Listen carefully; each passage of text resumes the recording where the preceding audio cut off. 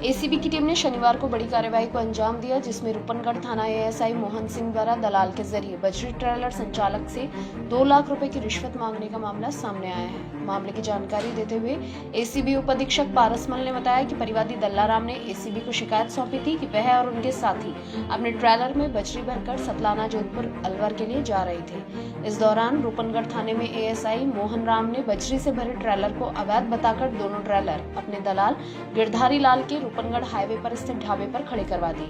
ASI ने इन दोनों trailer को छोड़ने के बदले में गिरधारी लाल के जरिए 2 लाख रुपए की रिश्वत की डिमांड की।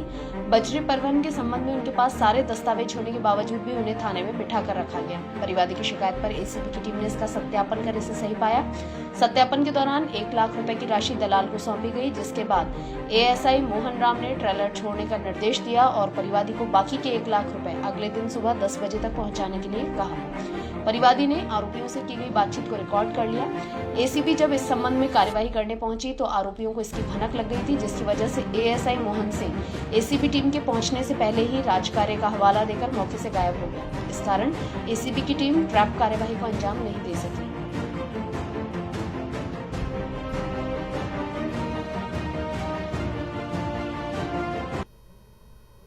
भ्रष्टाचार निरोधक ब्यूरो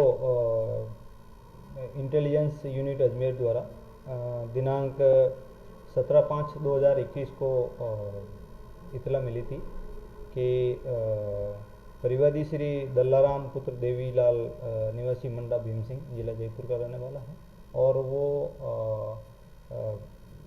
ट्रांसपोर्टेशन से के संबंध में उसका काम है और बजरी परिवहन के काम में उसके जो ट्रेलर लगे हुए हैं। परिवादी और उसके सहयोगी द्वारा 17/5/2021 को जोधपुर साइड से ट्रेलर में बजरी भरकर लेके आ रहे थे, जिनके पास सभी वैध दस्तावेज होते हुए भी रूपनगढ़ थाने के एएसआई द्वारा 17/5/2021 को रूपनगढ़ इलाके में हाईवे पर उन दोनों ट्रेलर को रुकवा दिया और उस दोनों ट्रेलर में भरी हुई बजरी को अवैध बताकर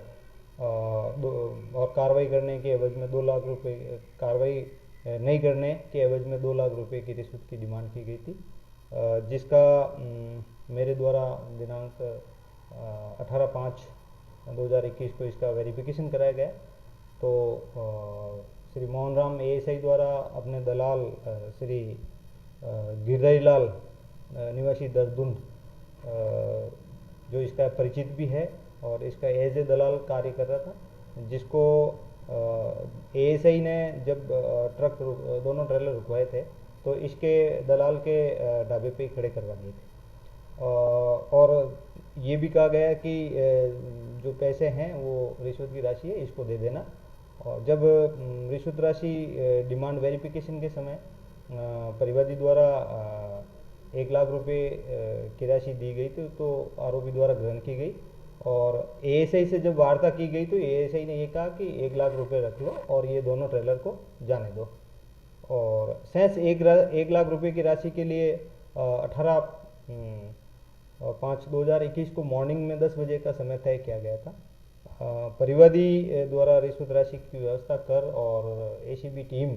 जब तक पहुंची कार्रवाई के लिए अग्रिम कार्रवाई के लिए, लेकिन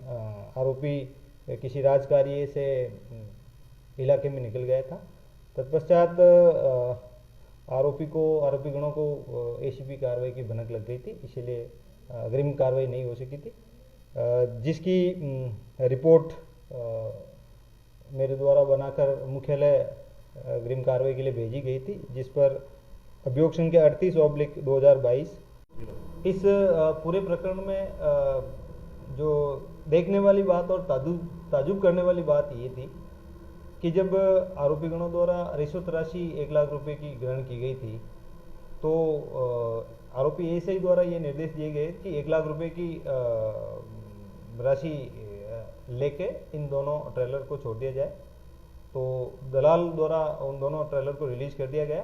तथा 1 लाख रुपए और 2 लाख रुपए की डिमांड थी, तो 1 लाख रुपए शेष लेने के लिए आरोपी गण इतने आतुर थे कि परिवादी को ये कहा गया कि आप जब तक 1 लाख रुपए की व्यवस्था हो जाए जब तक आप यहीं रुकोगे बतौर जमानती, तो परिवादी को वहाँ बिठा लिया गया।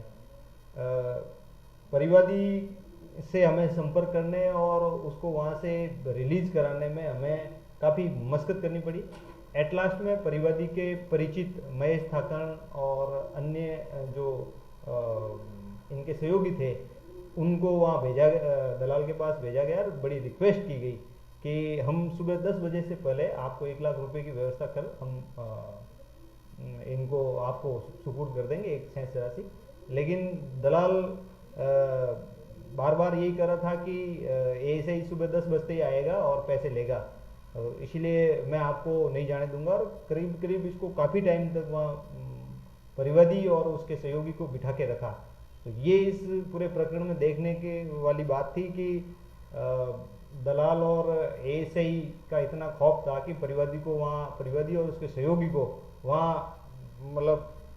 निरुद्ध होना पड़ा, वहाँ बिठा दिया गया और उनको जाने नहीं दिया गया था। तो बड़ी मुश्किल से इनको परिवादी को वहाँ से बाहर आने में काफ़ी मशक्कत करनी पड़ी और एसीबी को भी काफ़ी मशक्कत करनी पड़ी।